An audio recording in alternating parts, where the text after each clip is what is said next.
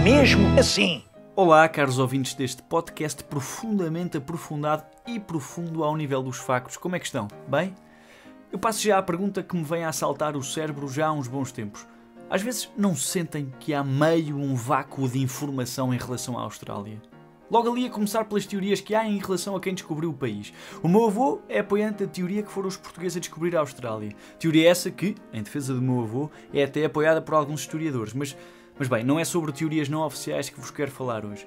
Na verdade, embora tenha essa sensação de que parece que se passa pouco na Austrália, obviamente que é uma nação com uma história riquíssima, desde ter sido habitada durante 40 mil anos por cerca de 250 nações individuais de aborígenes, antes da colonização europeia, até à sua descoberta pelos holandeses, para grande tristeza do meu avô, desde a criação da Federação das Colónias em 1901, à sua pertença na Commonwealth, à participação nas guerras mundiais e mais recentemente nas guerras do Afeganistão e do Iraque.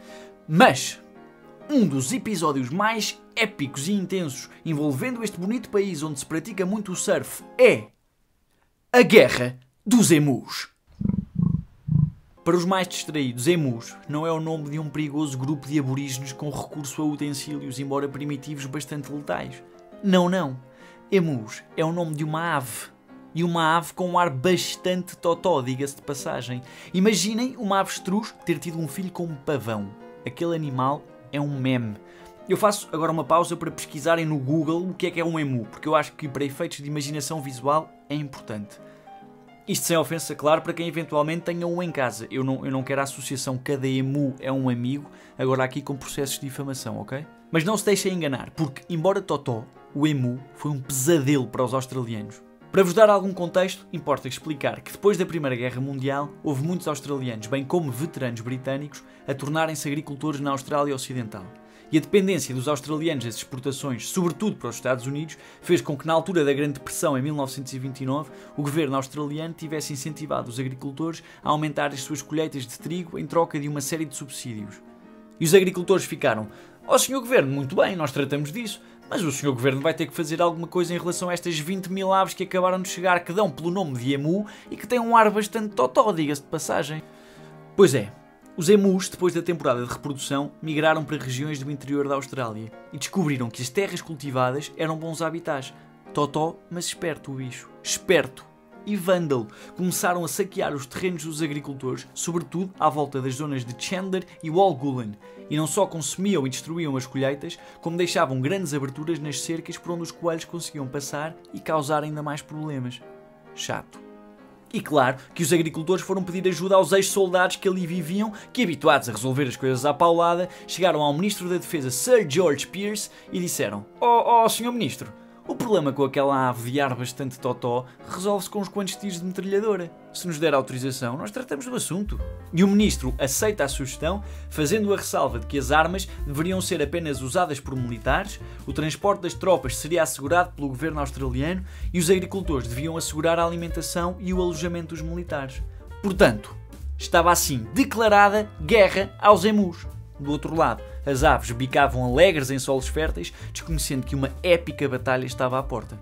Na frente da batalha estaria o Major G.P.W. Meredith, da 7ª Bateria Pesada da Artilharia Real Australiana, apoiado pelos sargentos S. McMurray e Gunner J. O'Halloran, que por esta altura deviam estar a pensar: bolas, se soubéssemos que o castigo por chegar atrasados à formação era vir lutar contra aves com um ar bastante totó, se calhar tínhamos tido mais atenção. Era uma equipa oficial de 3 homens, apoiados por alguns veteranos de guerra que por ali estavam.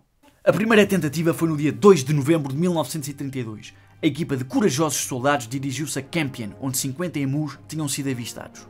Como os emus estavam além do alcance das metralhadoras, os agricultores locais tentaram movê-los para uma emboscada, mas as árvores dispersaram-se em grupos pequenos e correram o suficiente para que fosse difícil acertar-lhes. Ainda assim, enquanto que a primeira rodada de tiros foi ineficiente, a segunda conseguiu matar cerca de 12 aves. 2 dias depois, a 4 de novembro, o Major Meredith armou uma emboscada onde conseguiu atrair cerca de 1000 emus. Já com mais experiência do comportamento do inimigo, esperaram que o terrível animal se aproximasse antes de carregarem sobre eles. Abriram fogo e as metralhadoras falharam depois de matarem 12 aves. E mais nenhum emu foi avistado nesse dia. Epá, mas calma, vá, devagar se vai ao longe. O inimigo já contava com 24 baixas e, feitas as contas, já só faltavam 19.976 emus.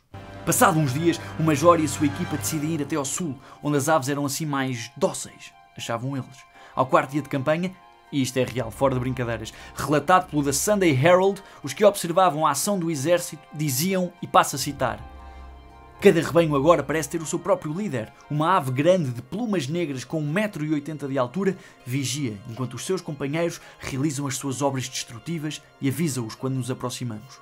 Esta ave, comparada com os seus companheiros, é possuidora de um ar ligeiramente menos totó. Ok, esta última parte estou a gozar, mas o resto, juro, foi assim. A certa altura, o Major chegou a montar uma das metralhadoras num caminhão. Mas mais uma vez, estratégia falhada, porque o caminhão não conseguiu acompanhar a velocidade dos emus e o terreno íngreme atrapalhava a operação. Nesta fase, os relatos dão conta de um total de 300 mortes de emus e o relatório oficial de Meredith dizia que os seus homens não tinham sofrido baixas. Epá, Major, assim também não está a ajudar. A 8 de novembro, os membros do Parlamento da Austrália discutiram o assunto e o Ministro da Defesa Pearce ordenou a retirada das tropas. E para se justificar, o Major Meredith comparou as aves aos zulus que não desistiam mesmo quando feridas. Os emus, claro, continuavam a chegar e a atacar as plantações. Mais uma vez, os agricultores pedem ajuda e, em resposta a 12 de novembro, o Ministro da Defesa aprova a retomada da operação. E a quem é que é dada uma nova oportunidade por falta de soldados com experiência como trilhadoras? Claro, ao Major Meredith, que agora certamente já olhava para esta guerra como uma questão pessoal. Voltaram à batalha a 13 de novembro de 1932. Nos primeiros 2 dias, com forças renovadas, mataram 40 emus. No terceiro dia, 15 de novembro, teve bem menos sucesso, mas isso agora não interessa, e a 2 de dezembro os soldados estavam com um ritmo de aproximadamente 100 emus mortos por semana. O Major, no seu relatório, alega ter abatido 986 emus com 9.860 balas, o que dá uma taxa de exatamente 10 balas por emu morto. No total, Meredith alega que 2.500 emus feridos tinham morrido como consequência dos seus tiros. Ah, boa, Major. Sim. Ainda assim, nos 2 anos seguintes, o governo teve que providenciar munições para os locais darem conta do recado. E cerca de 57.034 emus foram mortos, pondo finalmente um termo à guerra dos emus. Gostou, mas foi. Vá, agora estão aí a achar que o exército australiano são um bando de choninhas? Calminha. Quem é que nos filmes de guerra do Iraque e Afeganistão aparece sempre vindos do nada, cheio de estilo e óculos de sol e barbas, em unidades minúsculas para salvar os americanos? Ah, bom, respeitinho, que isto aqui não é só aves com um ar bastante totó.